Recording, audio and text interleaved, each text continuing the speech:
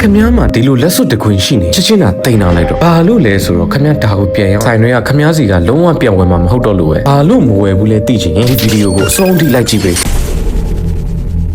ငဲတဲ့နှစ်တွေအတွင်းတက်ခွဲကန်းထုတ်စိန်တွေရဲ့စီးနှုန်းကလက်ရှိမှာ90ရာခိုင်နှုန်းကျော်ဒီကိုတွေးပြက်စရာကောင်းအောင်ထိုးကြသွားတယ်။အခုဆိုရင်လက်စွပ်ဆိုင်တော်တော်များများဒီစိန်တွေကိုပြန်ရောက်ရင်တော့လုံးဝပြန်မွယ်တော့ဒီလောက်တောင်ဘာစိန်ခံပစ္စည်းလောကကိုသုံးလို့တော့ဒူကလုပ်လိုက်တာဖြေကတော့တရုတ်နိုင်ငံလူငယ်တွေပါပဲ။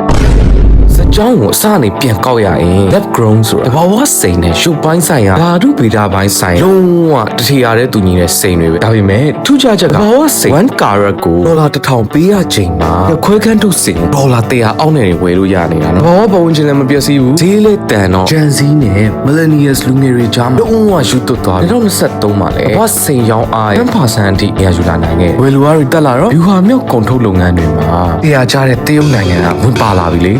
ဒီကစက်ရုံတွေလူတစ်ဖြင့်ဒီနန်းပြည်နယ်ကစက်ရုံတွေတစ်နှစ်ကိုစင်ကာရက်ပေါင်တန်းနဲ့ချီပြီးစုလိုက်ပြုံလိုက်ထုတ်ပြကြဘာလို့ website တွေပေါ်မှာတော့ဒေါ်လာ2သိန်းဝန်းကျင်ပေးရတဲ့စိန်ထုတ်တဲ့စက်ကိုကိုယ်တိုင်ဝယ်လို့ရတဲ့အထိဖြစ်လာကြတယ်ဒါလည်းကတော့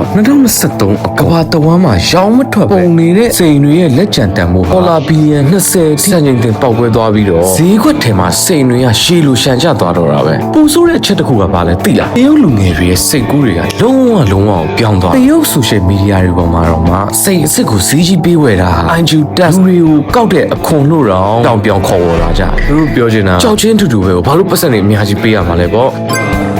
ဒီစားတရုတ်လူငယ်တွေကရှိုးရဒလေးရတန်မိုးတက်မဲ့စီးပွားရေးမကောင်းရင်တော့အမခံချက်ရှိမဲ့ရွှေကိုပဲလုံးဝလူရက်ပြောင်းဝင်လာကြတယ်တရုတ်ပြည်မှာတော့ရွှေရအရန်ရောင်းတော့စိန်ရတော့ကြံခဲ့တာပေါ့